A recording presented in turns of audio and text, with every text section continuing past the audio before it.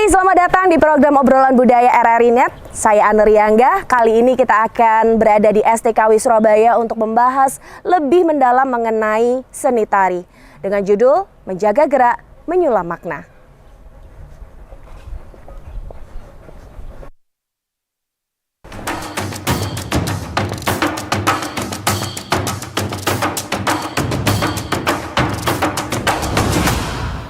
Baik, sekarang kita berada di sesi pertama dan di samping saya sudah ada dosen seni tari dari STKW, Sekolah Tinggi Kesenian Wilwatikta, Surabaya. Selamat datang di acara kami program Obrolan Budaya, Pak Joko. Beliau adalah ini ya, belum saya kenalkan ya, Dr. Rahmat Joko Prakoso, SSN, MSN. Betul ya? Iya, betul Mbak. Terima kasih. Iya, senang sekali bisa berjumpa kali ini. Kayaknya udah berapa kali, berkali-kali kita berjumpa ya Pak Joko ya.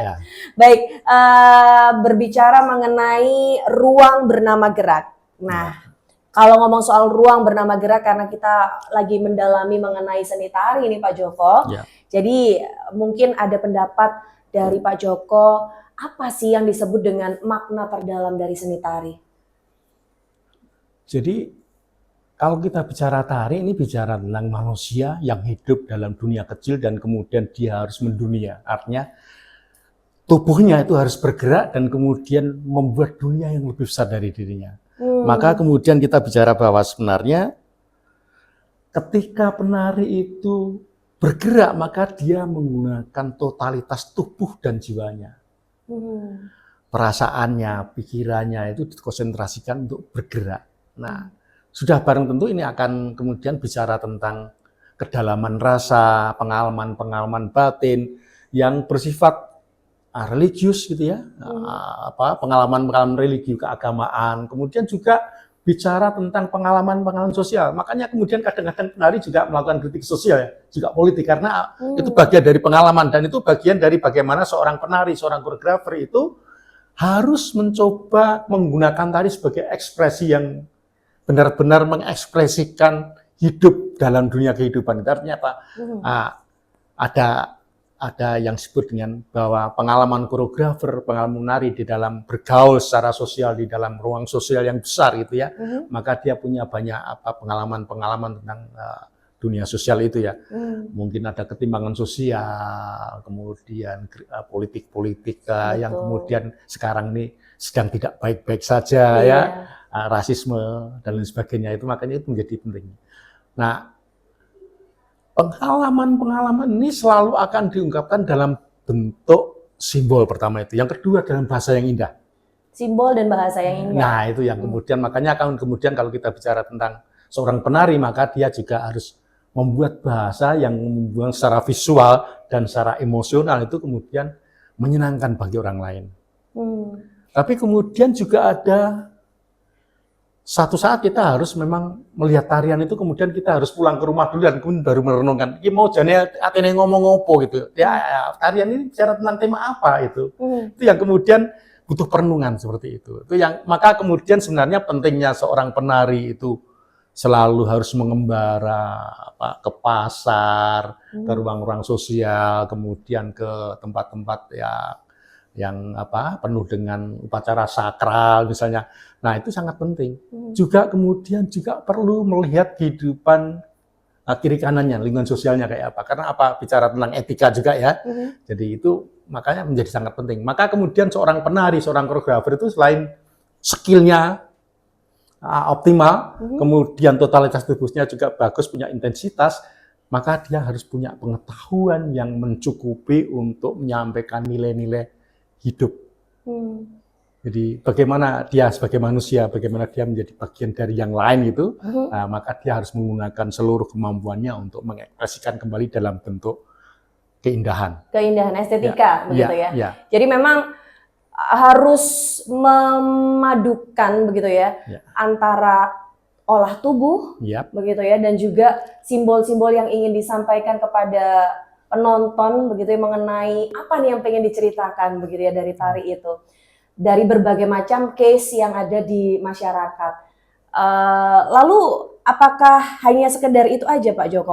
Maksudnya begini, apakah tari itu hanya terkotomi atau hanya terbatas pada ruang ekspresi, estetika, spiritual, atau hanya itu aja? Atau dia punya makna yang lebih luas lagi? Jadi sebenarnya kita bicara tentang tubuh ya, tubuh dan gerak itu. Ketika tubuh bergerak itu, maka kemudian ada kata hati, ada imajinasi. Nah, tubuh itu punya pengalaman yang sangat luar biasa yang kemudian selalu tersimpan di dalam otak bawah sadar gitu ya. Bawah sadar itulah yang kemudian menjadi bagian penting, dan juga ada yang disebut dengan pengalaman batin yang khas.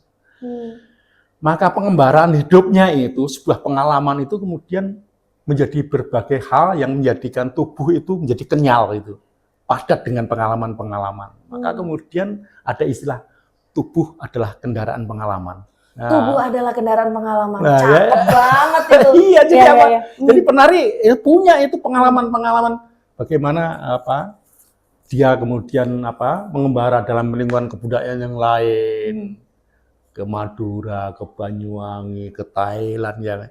Itu mulai dari kecil sampai kemudian besar, dia tubuh itu merangkum semua pengalaman-pengalaman kebudayaannya, cara makan, cara berbusana, cara berbicara, bagaimana menghormati orang lain, bagaimana menyampaikan penghormatan dan orang lain.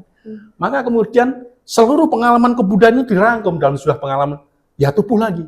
Maka kemudian kita bisa menyebut, tubuh adalah kendaraan kebudayaan. Itu yang kemudian kita bicara bahwa kebudayaan itu kemudian tidak bisa meninggalkan tubuh. Kenapa? Kebudayaan butuh skill. Kebudayaan butuh idea. Kebudayaan butuh benda-benda yang diekspresikan. Benda-benda sebagai ekspresi ya. Ada lukisan, ada patung, kemudian tubuh itu menjadi media utama. Bagaimana penari menari dengan bagus ya, dengan intensitas yang luar biasa, dengan totalitas kejiwaannya. Betul. Maka kemudian tubuh itu juga menjadi kendaraan estetik. Menjadi kendaraan pengalaman estetik. Jadi pengalaman pertama kali belajar menari, melantunkan tembang, berakting, itu mulai dari kapan dia mulai itu akan terangkum, dan itu kemudian menjadi kualitas-kualitas yang luar biasa sebagai sebuah ekspresi estetik gitu ya. Nah itu yang menjadi termasuk juga pengalaman sosial.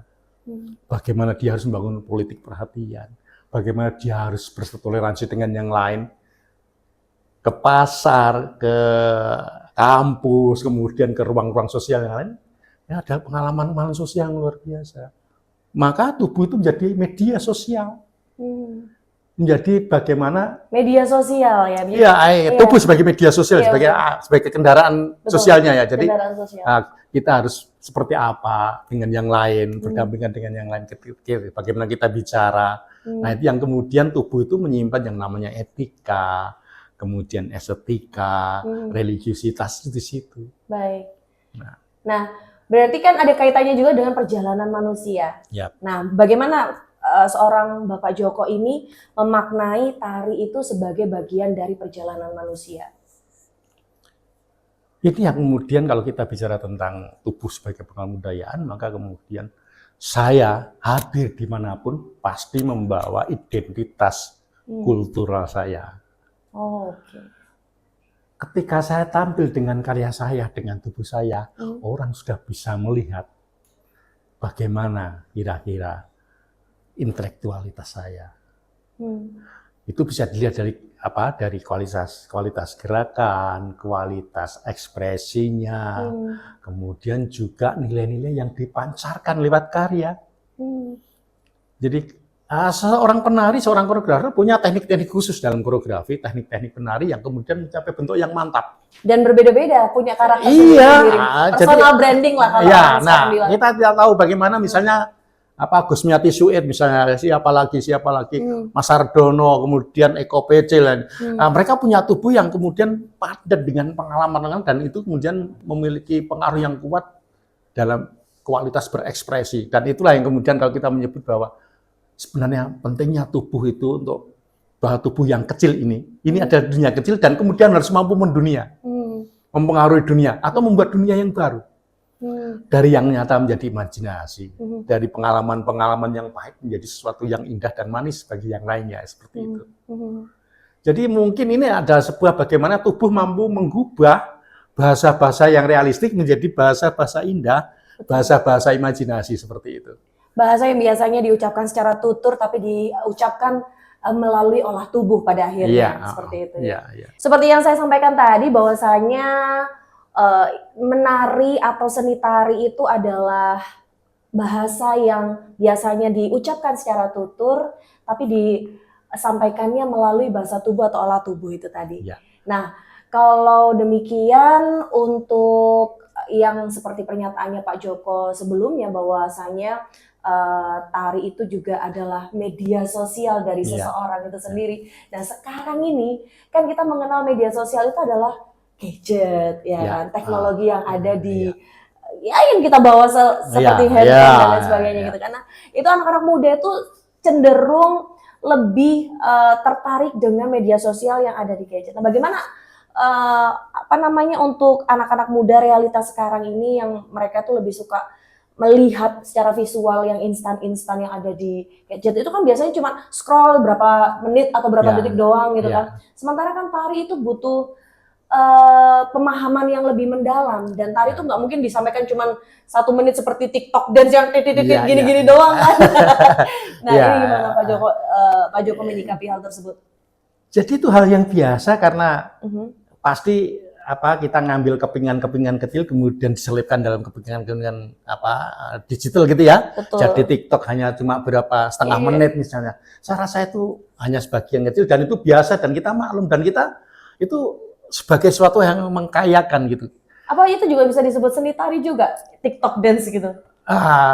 Saya rasa dalam media yang lain gitu. Jadi kalau kemudian kita tari dan menari itu pasti tidak meninggalkan tubuh, kemudian ada komunikasi estetika langsung gitu, tidak melalui media, akan berbeda gitu ya. Ketika kita nonton pertunjukan itu dan lewat YouTube, lewat TikTok itu berbeda ketika kita melihat pertunjukan yang live langsung. Baik, ada apa? Ketika kita menikmati pertunjukan di media sosial itu, kita tidak masuk dalam ruangan ekspresi itu, tidak dalam satu kosmik. Ada kosmik yang lain gitu ya. Berbeda ketika kita misalnya melihat pertunjukan itu dalam kosmik yang sama, atmosfer yang sama. Kita terlibat langsung, mendengarkan musik langsung, melihat penari menggerakkan tubuhnya dengan sentuhan-sentuhan emosional, dengan ekspresinya, itu sangat berbeda.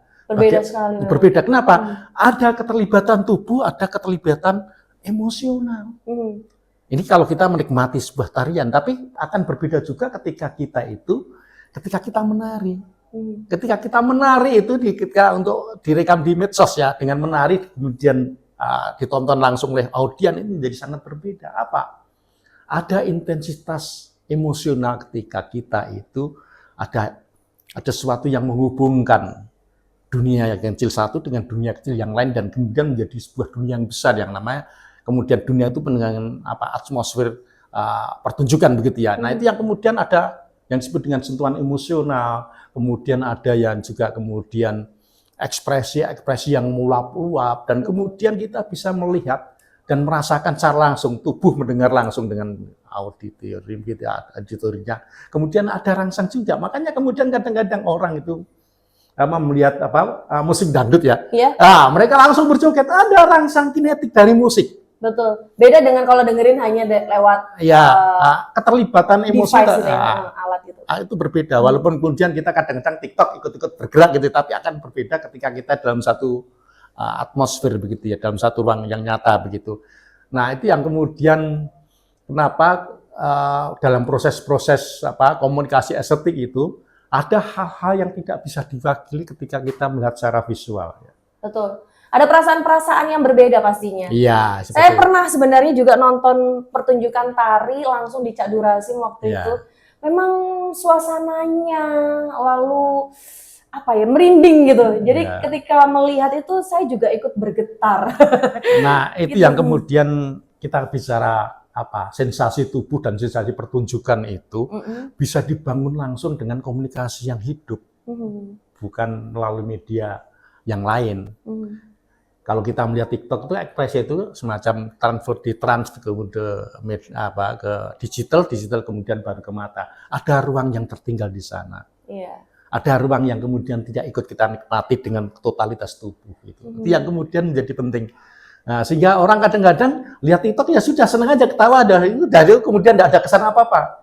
Tapi kemudian ketika kita live gitu ya, kita bisa terlibat dan kemudian sampai ke bawah pulang, mau kok merinding apa ya? Kenapa saya tadi kok bulu kuduku berdiri? Kenapa tadi saya meleleh?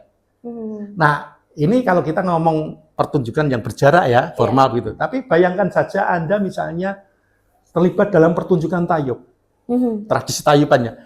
Kemudian Anda menari bersama mereka dalam satu ruangan yang sama, lantai yang sama, berhadapan dengan penari yang lain. Bayangkan ya. Ada keterlibatan emosional bahwa kita menjadi bagian dari mereka. Dan itu kemudian kalau kita bicara tentang tadi tubuh sebagai kendaraan sosial, disinilah kemudian kita bisa melihat kontestasi tubuh yang sebenarnya itu kita sedang berintegrasi dengan tubuh-tubuh yang lain. Kita berintegrasi dengan sen-sen yang lain dan rasa-rasa yang lain, dengan karakter-karakter lain dalam sebuah semacam bejana yang indah begitu ya, dalam kosmik dan budaya ini. Yang nyata, benar-benar nyata sentuhan, berbeda dengan kalau kita melihat TikTok, melihat di YouTube atau melihat yang lain. Ruangnya yang berbeda pasti akan memberikan sensasi juga yang berbeda. Iya. Kalau kita hanya sekedar melihatnya melalui layar kaca handphone kita, itu akan berbeda ketika kita melihat langsung begitu ya. Dan memang itu sebuah hal yang tidak bisa diucapkan dengan kata-kata sebenarnya. Karena saya merasakan sendiri ketika nonton seni tari waktu itu di Cak Durasim itu kerasa banget. Kayak benar-benar kayak masuk di dalam cerita dari dunia tarinya itu. Lalu menurut Pak Joko sendiri, bagaimanakah perubahan cara pandang ini bisa mempengaruhi minat generasi muda terhadap seni tari? Adanya media sosial itu apakah akan mempengaruhi generasi muda untuk meminati seni tari? Saya rasa justru ini menjadi media yang baik untuk lebih cair lagi, tari itu menjadi lebih cair. Kita bandingkan yang klasik, yang pop, kemudian yang tradisional kerakyatan begitu ya.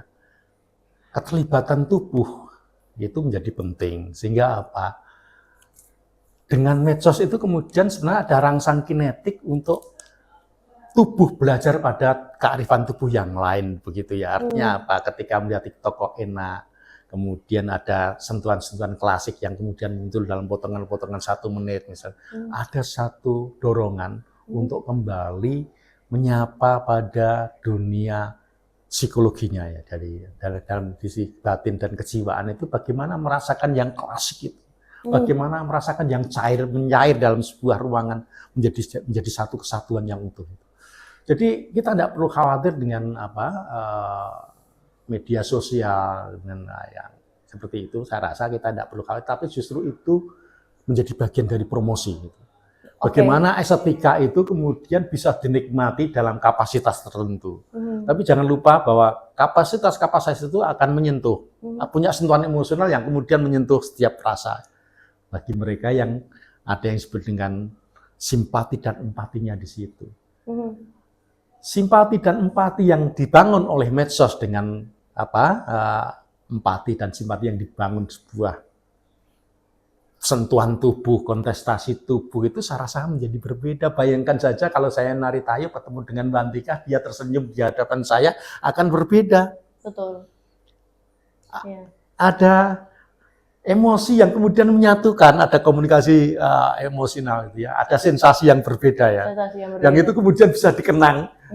Wah, Mbak Wantika itu, Mbak Karniayati itu, atau Mbak Waryati yang ada di Lamongan itu seperti suaranya. Nah, itu akan menjadi berbeda. Kenapa? Ada sentuhan langsung dan kemudian ada sensasi yang kemudian benar-benar menyentuh begitu. Oke. Lalu tarian-tarian yang ada di media sosial itu sendiri, kalau di keberadaan mereka itu gitu ya, kalau dilihat kembali keberadaan mereka itu kira-kira mengancam nggak sih keberadaan tari tradisional, atau justru malah akan memberikan peluang munculnya tari-tari yang lainnya, kreasi tari? Saya rasa yang hidup dalam dunia nyata ini sebenarnya adalah bagian penting bagaimana melahirkan proses-proses kreatif. Ketika kita dihadapkan pada tantangan munculnya high tech ya. Nah itu kan sebenarnya kan hanya sebagian cuplikan dari peristiwa yang nyata toh. Oke. Ya justru sebenarnya itu tidak mengancam, justru kemudian muncul proses kreatif yang luar biasa yang kemudian nun sewu menghasilkan cuan ya Iya. bagi mereka yang sudah terampil gitu ya. Bisa juga menjadi promosi, bisa dikenalkan dalam dunia yang lebih luas. Jadi sebenarnya tidak ada ancaman, tapi kemudian justru memperkaya begitu. Justru memperkaya. Perkaya, jadi tergantung sebagai seorang seniman yang kreatif, wah harus cepat tanggap dengan media-media yang seperti itu yang dihasilkan oleh high tech. Saya rasa itu menjadi hal yang positif sebenarnya. Tidak perlu kita cemburu kemudian merasa akan tersaing, enggak usah. Baik. Dan karena sebagai orang sebagai insan kebudayaan, insan seni, kita bersandar pada kreativitas. Dan kebudayaan ya tetap dengan kreativitas, dan kreativitas nggak bisa meninggalkan tubuh. Jadi jangan khawatir dengan yang itu. Baik.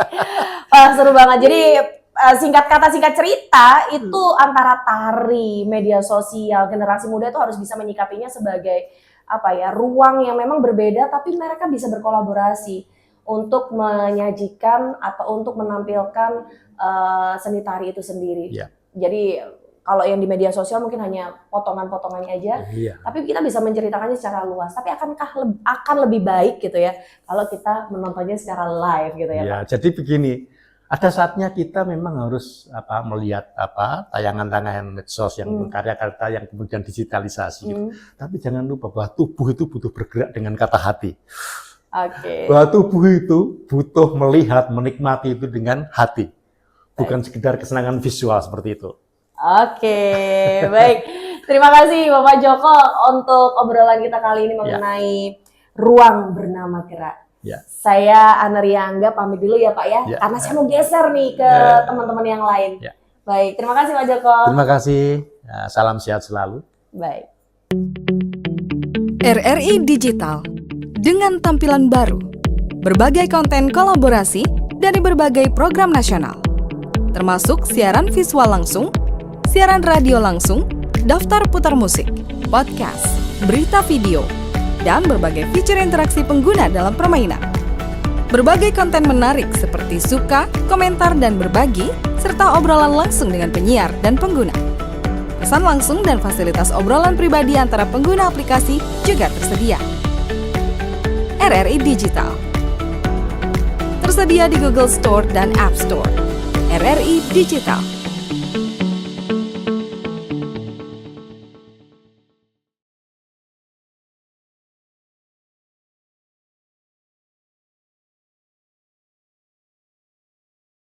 Hai pemirsa obrolan budaya, kalau tadi sudah di sesi 1, sekarang kita masuk ke sesi 2.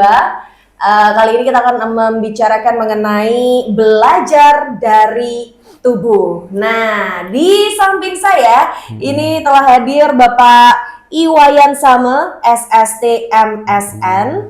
Beliau adalah salah satu praktisi juga di sini. Dosen ya Pak ya?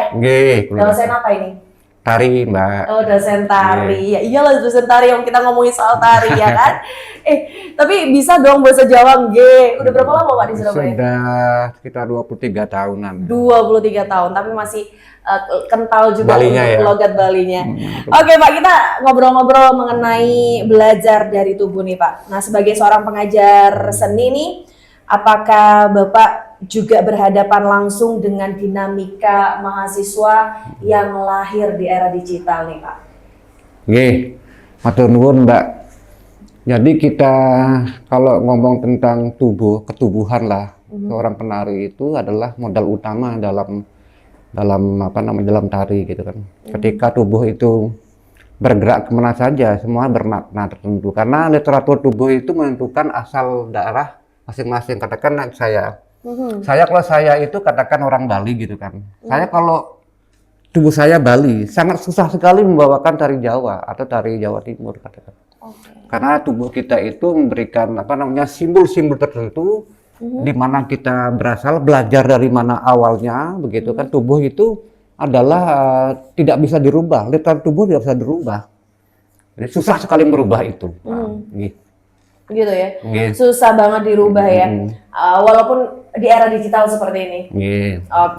Terus untuk tantangan terbesarnya nih Pak, apa yang Bapak hadapi ketika mencoba memperkenalkan nilai-nilai klasik seperti ketekunan, penghormatan terhadap guru, dan kesadaran tubuh kepada generasi yang sudah terbiasa nih dengan hal-hal instan dan visual yang cepat?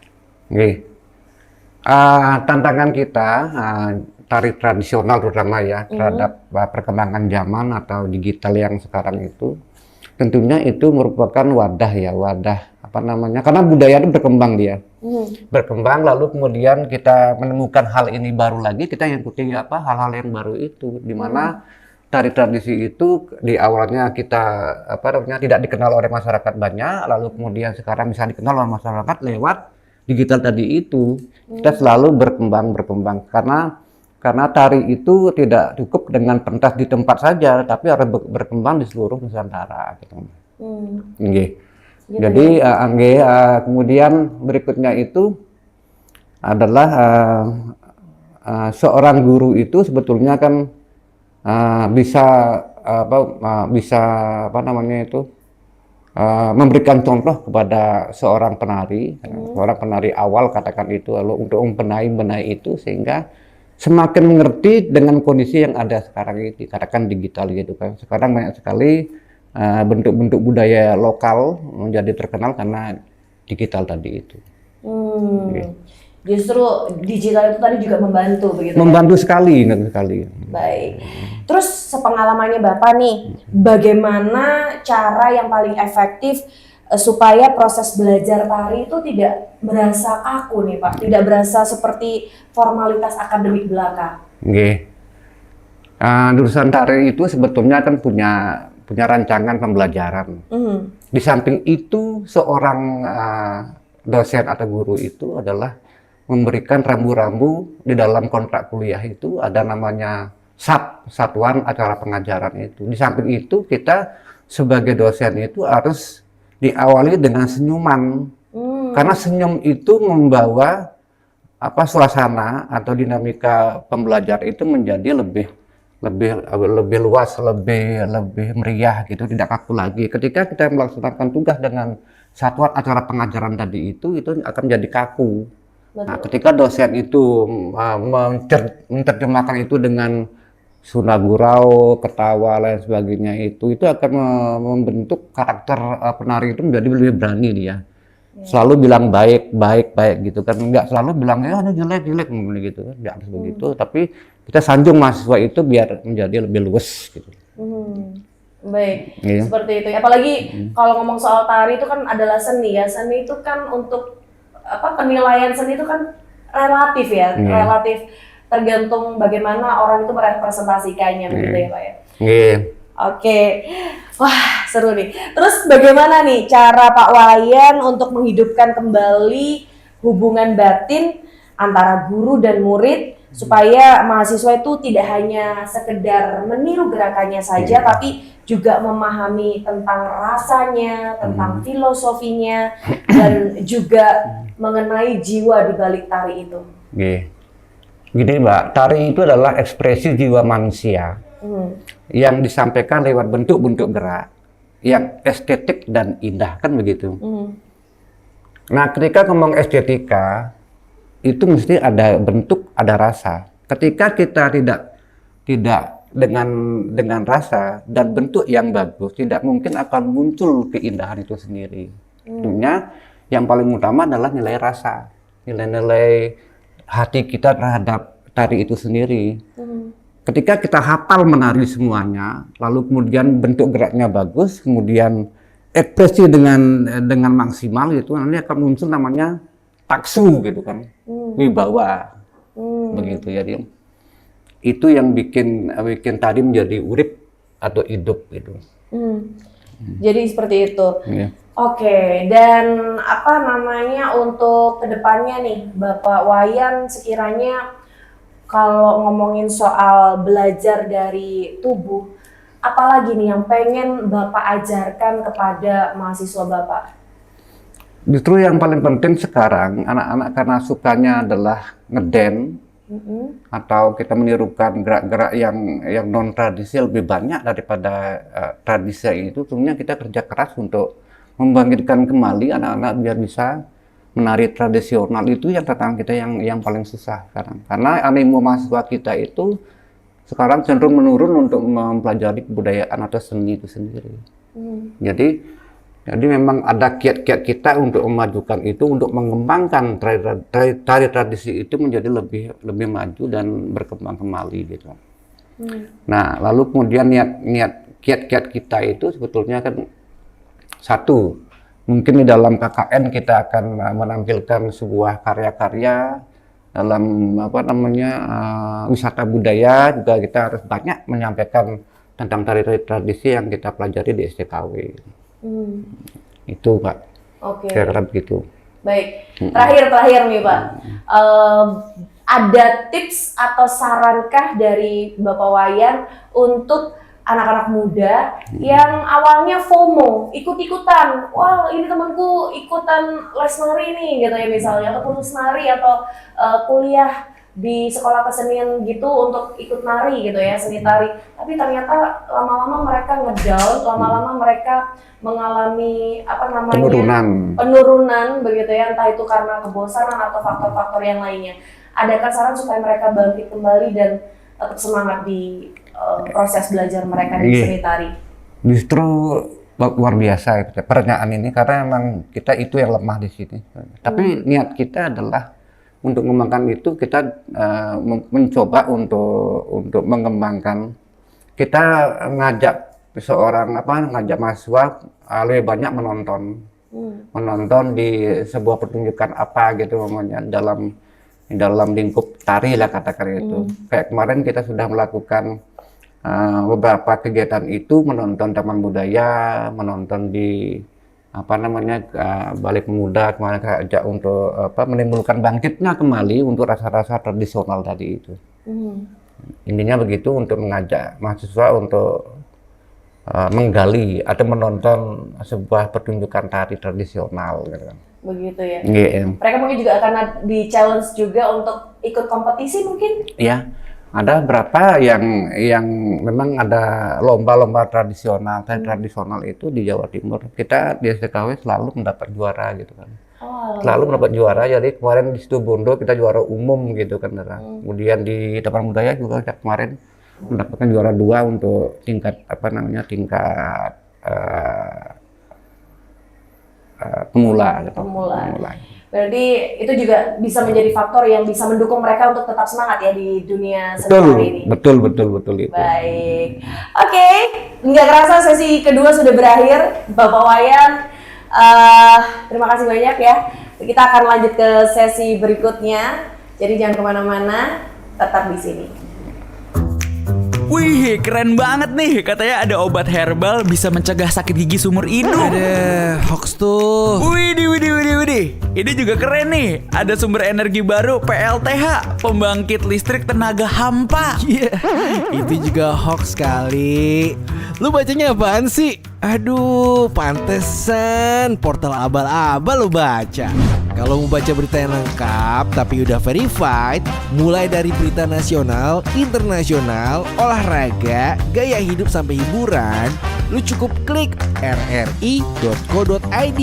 Di situ lu juga bisa streaming RRI digital. Aduh, makanya cek dulu biar gak kegocek di rri.co.id.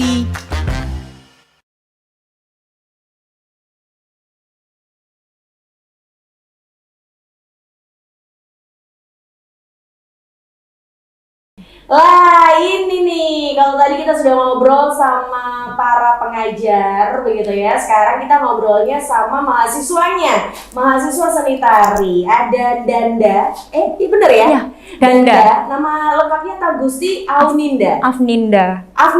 Oh, ini V. Ya, Afninda. Oh, I see. Aku pikir itu tadi huruf U. Oke. Kemelengkungan, iya. Kurang tajam. Afninda, Danda. Ya. Danda gitu ya. Karena diambil belakangnya doang ya.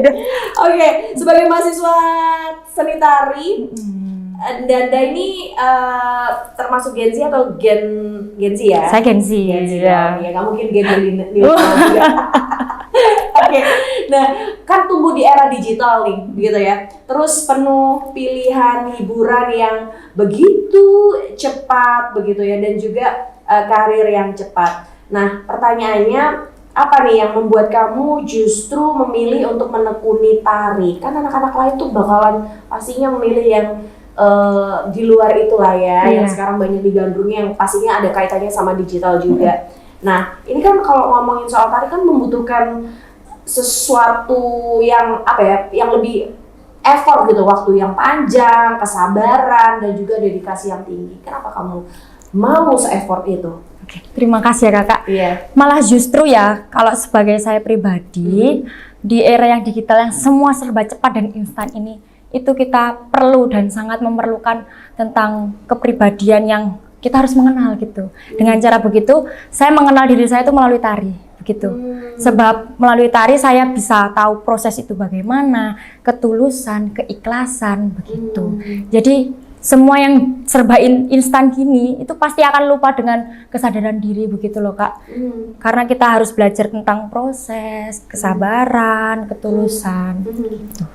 Jadi ternyata bukan sekedar belajar tari aja, tapi kamu juga mendapatkan filosofi-filosofinya yang kamu implementasikan di diri kamu dan ke kehidupan kamu di sosial gitu ya. Oke, lalu ada nggak sih momen tertentu yang membuat kamu tuh ngerasa kalau nari itu nggak cuma kegiatan kampus, tapi bagian dari identitas dan cara kamu memahami hidup? Ada, pasti ada. Saya sebagai penari ya, dan juga berkuliah di STKW ini, momen yang paling saya ingat itu ketika saya mendapatkan proses dalam ada pertunjukan besar gitu ya, dan melibatkan banyak penari gitu kan, otomatis di situ kita diuji dari segi egonya. Kita nggak bisa kalau setiap kita melakukan gerak atau ini itu kita nggak mungkin lah ya kalau kita keluar dari konsep gitu. Jadi istilahnya begini, garis besarnya kita tidak bisa menunjukkan ego kita sendiri. Maksudnya saling, soalnya kita nggak bisa mendominasi. Dari situlah kita nggak bisa. Kalau kita saling memahami, kalau kita saling paham satu sama lain, insya Allah nanti pasti akan selaras. Begitu ya. Begitu iya. Jadi dalam menyikapi apa ya, kehidupan dunia pertiman gitu ya. Kan kita pasti akan menjumpai itu juga di masyarakat, ketika ketemu sama masyarakat untuk meeting, rapat, atau mungkin nanti di dunia kerja. Ini masih di lingkup mau ada pertunjukan. Ya kan? Jadi skupnya lebih kecil gitu ya. Nah, itu sudah belajar dari situ. Oke. Nah, kalau dalam perjalanan kuliah sama latihan, ada nggak sih kamu pernah ngerasa ragu atau takut begitu ya dengan masa depanmu di dunia tari? Mungkin bakal banyak juga kali ya udah kamu alami. Ngapain kamu nari? Emang ada duitnya? Gitu kayak gitu, mungkin kurang lebihnya seperti itu, underestimate begitu. Gimana? Kalau saya sebagai pelaku seni, saya tuh sebelumnya juga memiliki prinsip yang kuat bagi diri saya. Apa itu prinsipnya? Ketika saya mampu menghidupi seni di dalam ruang tubuh saya dan juga hati saya, pasti insya Allah nanti ke depannya, entah itu soal rezeki ataupun bagaimana saya mendapatkan pekerjaan, pasti akan dihidupi juga oleh seni, begitu. Karena kalau kita mampu menghidupi seni, pasti seni juga akan menghidupi kita. Wow, tajam banget nih. Ini mental nih men, ya mental nih men. Aku berasa kayak ngobrol kayak, soalnya ini kita seusia Gen Z. Terus banget nih. Jadi gitu ya. Jadi kalau kita bisa menghidupi seni, maka yakinlah bahwa seni itu juga pasti bisa akan menghidupi kita. Oke. Baiklah, saya juga merasa begitu sebagai penyiar gitu ya. Kalau kita bisa menghidupi seni kita sebagai seorang penyiar gitu ya, maka pekerjaan kita sebagai penyiar akan menghidupi kita, bukan begitu? Oke, lalu bagaimana nih, kamu mengatasi pandangan-pandangan orang gitu ya, sebagian orang yang menganggap seni tari itu kurang menjanjikan secara ekonomi. Kalau itu tadi kan dari diri kamu, menyikapinya dengan prinsip yang kuat seperti itu. Lalu bagaimana cara kamu untuk meng-counter orang-orang yang suka mencibir, underestimate seperti itu? Kalau tentang pandangan tersebut tuh pastinya saya pribadi dan juga kebanyakan dari kami itu sangat menghargai. Tapi dari kami itu juga paham ketika seni bisa dikelola dengan kreatif, insya Allah akan menjadi peluang dan juga bagian dari kita sendirinya nanti, apalagi soal ekonomi. Kalau kita mampu mengelolanya dengan kreatif gitu. Karena kalau menari itu tidak hanya tentang menari saja gitu loh Kak. Jadi kita bagaimana bisa mengelola karya tersebut begitu, bisa menjadi ikut sistem pasar kayak gitulah istilahnya seperti itu. Jadi mengikuti saja gitu. Kalau menurut saya. Oke, jadi kamu kayak nggak ngereken gitu ya bahasa cowoknya itu tidak urus gitu ya. Tutup mata, tutup telinga, fokus sama apa yang menjadi prinsip kamu itu. Oke, terus apa nih yang membuat kamu tetap bisa stay, tetap bertahan begitu ya? Bahkan ketika lingkungan di sekitar kamu aja nggak mendukung begitu, nggak ada untuk support kamu itu ya bisa dibilang mungkin ada yang support, tapi ada juga yang enggak begitu. Gimana? Kalau saya menyikapinya tuh tetap dengan menggunakan cinta kasih saya terhadap seni. Sebab seni sendiri bagi saya dan kebanyakan teman saya yang juga sekolah di sini itu seni itu merupakan ibadah begitu Kak. Karena gimana ya?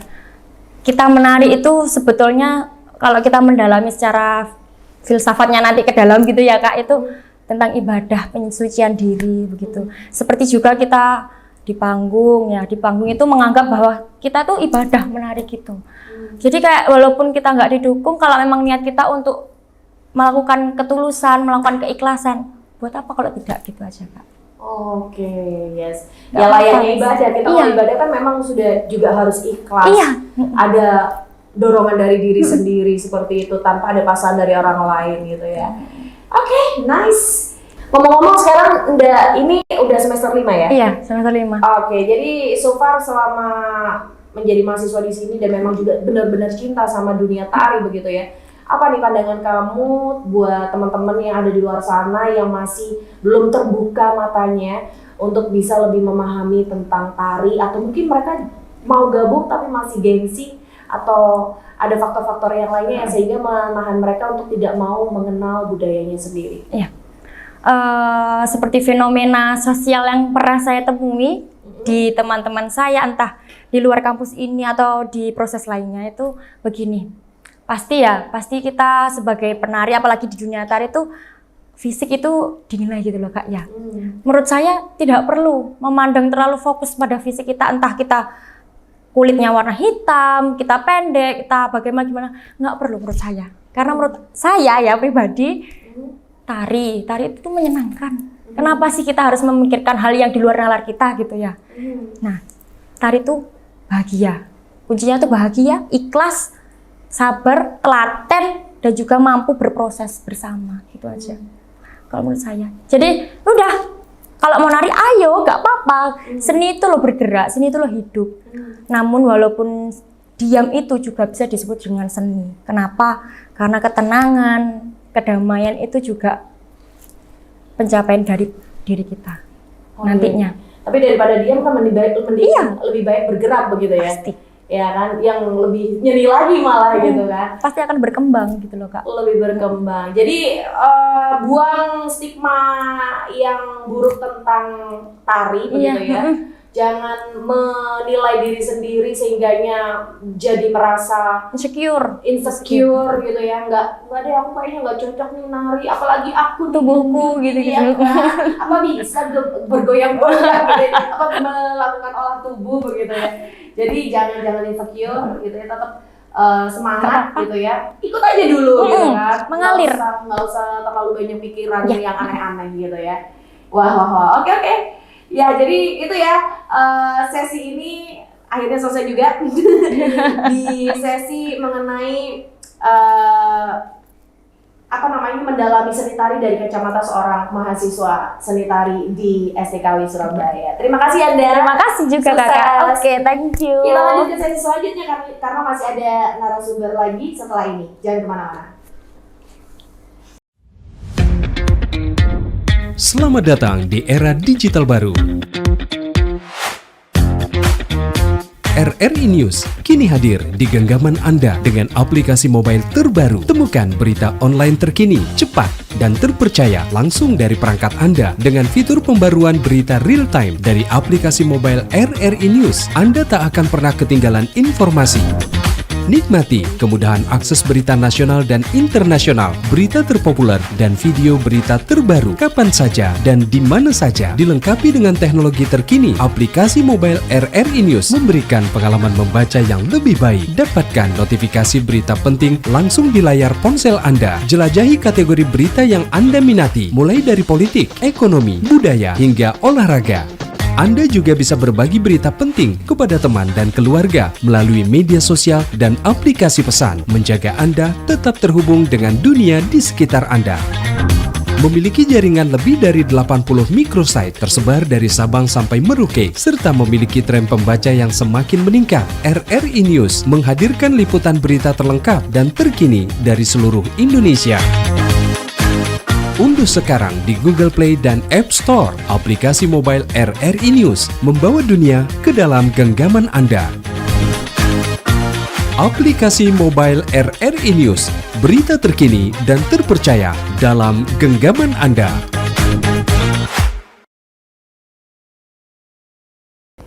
Baik, kali ini kita masuk ke sesi terakhir. Kita akan melihat dari secara manajerialnya begitu ya. Makanya itu di samping saya ini telah hadir Wakasatu Akademik dan Kemahasiswaan STKW Surabaya, Dr. Bramantio MSN.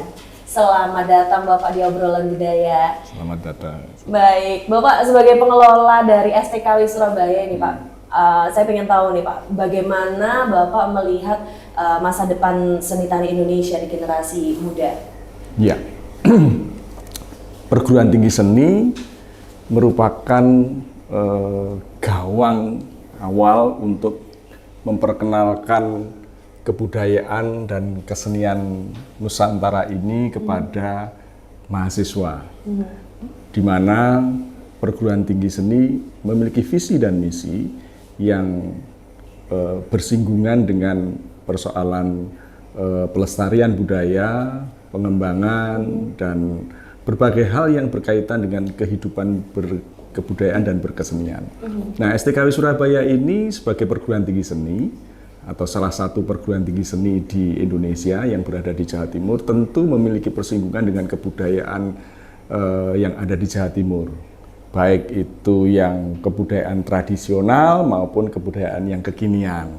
Nah, oleh karena itu peran perguruan tinggi menjadi sangat sentral, khususnya bagaimana menyiapkan para mahasiswa yang nanti lulusannya akan berada atau berkiprah di masyarakat yang berkaitan dengan bidang seni yang diminati. Salah satunya adalah seni tari.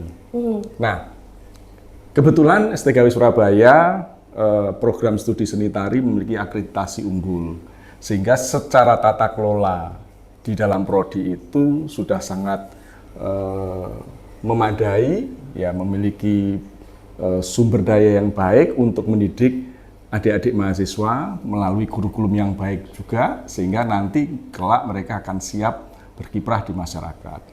Seni tari sebetulnya satu prodi yang masih memiliki prospek yang luar biasa, karena di era sekarang ini,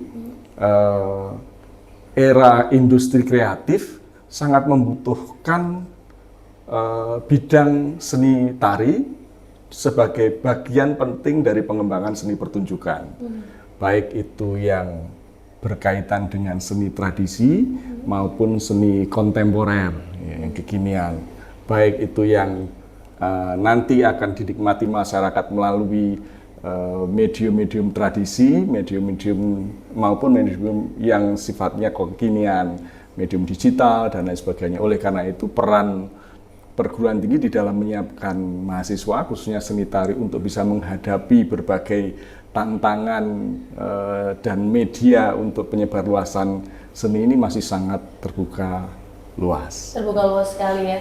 Baik, lalu apakah Bapak optimis nih terhadap nilai-nilai tradisi ini, apakah akan tetap hidup di tengah arus budaya populer, atau justru Bapak melihat bahwa seni tari ini lagi memasuki fase baru, fase pencarian bentuk yang lebih bebas dan lebih cair?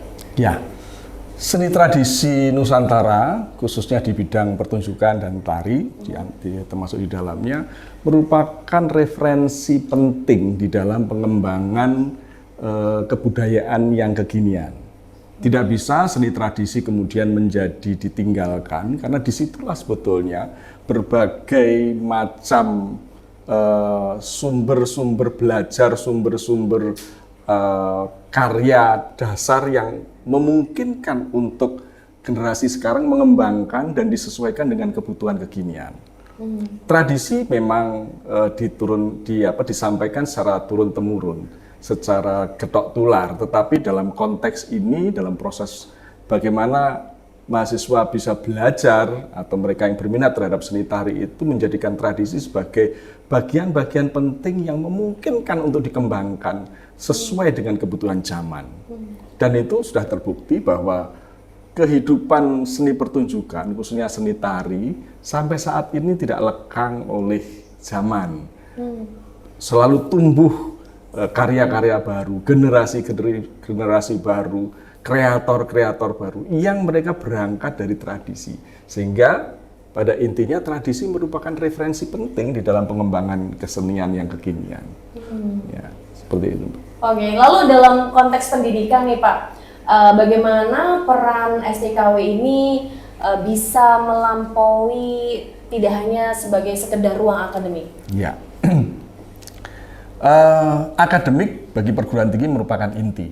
Ya, karena di sana menjadi cara untuk mengenalkan kesenian tradisi itu kepada mahasiswa, baik itu melalui proses riset, melalui proses pendidikan di dalam perkuliahan, maupun di dalam mengimplementasikan itu kepada masyarakat melalui pengabdian masyarakat. Sehingga apa yang dilakukan oleh perguruan tinggi, khususnya prodi seni tari, adalah mengembangkan kesenian tradisi melalui tahapan-tahapan tadi. Proses di dalam mencoba untuk terus melakukan riset terhadap tradisi, kemudian mengembangkan dalam proses pembelajaran melalui perkuliahan dan disampaikan kepada seluruh mahasiswa, dan kemudian implementasi dari itu melalui program pengabdian masyarakat, melalui sosialisasi, melalui desiminasi ya, karya-karya yang mereka dikembangkan di perguruan tinggi itu, sehingga di masyarakat itu memperoleh satu wawasan baru bahwa ini tradisi yang asli dan ini pengembangan dari seni tradisi yang bisa bentuknya berbagai macam yang disesuaikan dengan kebutuhan masyarakat yang kekinian. Sehingga kami optimis bahwa pengembangan kesenian tradisional melalui perguruan tinggi sampai kapanpun tetap dibutuhkan. Karena disitulah proses untuk menghasilkan sesuatu yang baru dari pengembangan tradisi melalui proses yang ilmiah, proses yang akademik itu bisa dipertanggungjawabkan dan hasilnya bisa dinikmati oleh masyarakat. Gitu. Oke, lalu bagaimana kampus seni ini bisa menjadi wadah untuk pembentukan karakter, empati, dan kesadaran budaya? Jadi bukan hanya tempat untuk belajar tekniknya tari begitu? Ya, persoalan kebudayaan dan persoalan kesenian tentu tidak hanya berbicara persoalan produk, jadi yang bisa dilihat oleh masyarakat. Di situ nilai-nilai yang terkandung di dalam kebudayaan melalui karya seni itu sebetulnya memuat banyak hal, mulai dari tata nilai yang tumbuh di masyarakat, norma-norma sosial, budaya, dan lain sebagainya yang menjadi satu bagian yang utuh di dalam suatu produk kesenian itu. Sehingga sebetulnya karya seni itu merupakan media untuk belajar budaya, belajar norma adat, sopan santun, dan lain sebagainya yang utuh. Ya, melalui karya seni itu masyarakat bisa melihat bahwa oh ini seni yang memiliki nilai-nilai menekankan pada nilai-nilai spiritual. Oh ini karya seni yang menekankan pada nilai-nilai sosial. Oh ini karya seni yang membawa nilai-nilai pendidikan akhlak dan karakter. Nah, tentu itu semua menjadi satu bagian yang utuh dan itu disampaikan dan dijalani oleh para mahasiswa yang sedang belajar kesenian, khususnya di seni tari, yang kemudian akan tercermin dalam sikap mereka. Jadi tidak hanya mereka pandai untuk atau mahir untuk menunjukkan skill mereka di dalam berkesenian, tetapi juga tercermin dalam sikap perilaku mereka seharian. Ya, tentu saja ini akan melekat dalam diri mereka. Ya, kelembutan, kehalusan budi yang mereka jalani dalam setiap mempelajari seni, ya itu tentu akan diharapkan akan tercermin dalam keseharian mereka, sehingga sikap perilaku, tata moral, tata nilai, sopan santun, kemudian attitude dan lain sebagainya akan tercermin dalam setiap mahasiswa yang belajar di kesenian. Oke, jadi tercermin juga di lingkungan masyarakat gitu Ya. ya. Dan apakah ada pendekatan yang menurut Bapak paling efektif nih untuk membangkitkan minat generasi muda terhadap seni tari untuk hari ini? Ya, memang harus kita akui bahwa era digital ini hampir identik atau bisa dinilai semuanya serba instan, gitu ya. Jadi karena ya mereka melalui media digital itu bisa melihat apa saja yang disuguhkan di hadapan mereka tanpa melihat bagaimana prosesnya. Nah,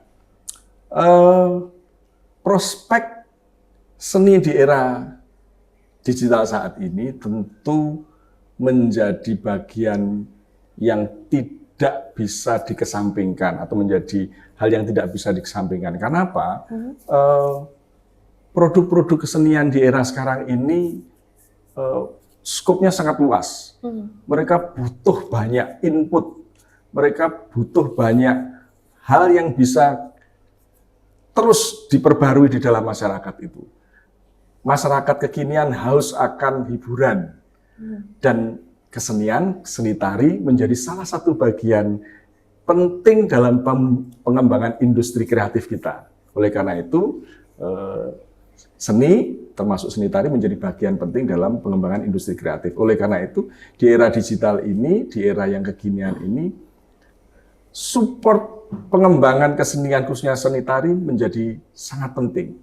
Karena menjadi bagian yang integral dari sebuah penyajian pertunjukan. Sebuah penyajian hiburan, baik itu yang bersifat digital maupun non-digital, melalui platform-platform yang ada di dunia digital saat ini, tentu itu menjadi penting. Apakah itu nanti bisa masuk ke marketplace, itu urusan nanti. Tetapi persoalan-persoalan bagaimana seni, khususnya seni tari itu bisa mengisi dunia yang kekinian itu, tentu sangat besar peluangnya. Oleh karena itu, belajar kesenian di perguruan tinggi seni seperti di STKW Surabaya itu menjadi sarana atau cara yang paling praktis untuk bisa memahami dunia kekinian ini dalam sisi pertunjukan, dalam sisi pengembangan kesenian dan dunia hiburan. Ya. Lalu untuk jika seni tari itu adalah cermin masyarakat, menurut Bapak apa yang sedang tercermin dari wajah tari Indonesia hari ini? Ya, tari itu merupakan ekspresi melalui gerak tubuh. Utamanya di sana, meskipun ada bagian dari ekspresi yang lain, misalnya mimik dan lain sebagainya. Nah, apa yang diekspresikan oleh seorang seniman, seorang kreator melalui gerak tubuhnya, khususnya dalam menari, itu merupakan cerminan dari fenomena yang terjadi di masyarakat. Baik itu fenomena sosial, fenomena budaya, atau fenomena apa saja. Nah, perkembangan kesenian, khususnya seni tari, yang saat ini dinikmati oleh masyarakat juga sama, merupakan cerminan dari apa yang terjadi di masyarakat kita. Ketika dunia politik lagi hingar-bingar, maka sebetulnya ekspresi itu bisa ditangkap oleh seniman, khususnya para seni tari, pencipta tari, melalui gerakan, melalui satu tarian yang tidak hanya bisa menggambarkan fenomena kekinian, tetapi juga bisa melihat sisi lain bahwa apa yang terjadi itu bisa disajikan dengan estetika yang berbeda. Kalau masyarakat melihat pergesekan politik itu menjadi sesuatu yang mengerikan, menakutkan, mungkin bahkan menjijikkan, tapi melalui kreativitas para kreator tari, ya, mereka bisa melihat sisi lain fenomena yang mereka anggap itu kurang menarik menjadi lebih menarik, lebih menghibur, ya, memiliki muatan-muatan estetik yang bisa dinikmati oleh masyarakat. Seni memperhalus perasaan, seni bisa melihat sesuatu yang kasar, keras, dalam sudut pandang yang lebih halus. Oleh karena itu, karya seni, termasuk seni rupa, seni tari, dan para pelakunya memiliki peluang-peluang untuk menyajikan sesuatu yang bagi masyarakat berbeda. Tidak seperti yang mereka lihat pada hingar-bingar yang barangkali menjemukan dan lain sebagainya. Sehingga dunia seni memberikan sisi lain yang lebih menghibur, lebih menyenangkan, lebih bisa menanamkan nilai-nilai lain pada masyarakat melalui sesuatu yang lebih estetik. Baik. Lalu mengenai tubuh penari ini, apakah menurut Bapak tubuh penari kita itu masih menari dengan bebas atau malah sudah mulai kehilangan maknanya dari tarian itu karena adanya tekanan komersialisasi dan industri hiburan? Saya melihat dunia anak muda sekarang, para kreator muda, para penari muda, para mereka yang berkecimpung di dunia seni tari tidak menunjukkan bahwa mereka mengalami penurunan, justru mengalami kebaruan, mengalami perkembangan yang luar biasa pesat. Kalau kita melihat dunia entertain atau dunia pertunjukan melalui media di film, televisi, di sosial media dan lain sebagainya, kita melihat bahwa perkembangan dunia tari ini luar biasa. Di Indonesia, termasuk di dunia pada umumnya, memang gerakan-gerakan tradisi tidak bisa dilihat secara ansih begitu ya, secara wah ini pasti tradisi. Tapi melihat bahwa perkembangan dunia tari sekarang ini yang begitu hingar-bingar, yang bisa kita saksikan di media-media itu, menunjukkan bahwa kreativitas anak muda itu luar biasa. Dan bisa diterima. Buktinya apa? Mereka bisa berkolaborasi dengan bidang-bidang seni yang lain. Perform dengan penyanyi, perform dengan musik, perform dengan banyak bidang ya, dengan visual art dan lain sebagainya, ternyata mampu dilakukan oleh para pelaku seni, khususnya di bidang seni tari, dan bisa memenuhi kebutuhan masyarakat yang saat ini, generasi yang saat ini. Sehingga kita melihat bahwa perkembangan seni tari tidak semakin surut, tapi semakin berkembang luas. Memang trennya mereka lebih ke kontemporer, gitu ya. Tetapi tentu tidak bisa dihilangkan bahwa semuanya harus mengarah ke kontemporer. Seperti yang saya katakan tadi, bahwa tradisi merupakan sumber referensi penting di dalam pengembangan seni tari kontemporer. Nah, oleh karena itu yang nanti akan membedakan bahwa oh ini perkembangan dunia tari anak muda sekarang yang berasal dari daerah yang lain dengan daerah satunya, yang satu dengan yang lainnya, dari negara satu dengan negara yang lain, dari kebudayaan satu dengan kebudayaan lain. Gerakan tari kontemporer yang dilakukan oleh anak-anak di Korea, anak-anak di Amerika dengan yang ada di Indonesia akan tampak perbedaannya, ya karena justru mereka mengolah dari sumber dasar tradisi mereka masing-masing, sehingga karakter identitas sebagai bangsa itu tidak luntur hanya karena kekontemporeran itu. Gitu. Oke, nah seru ini.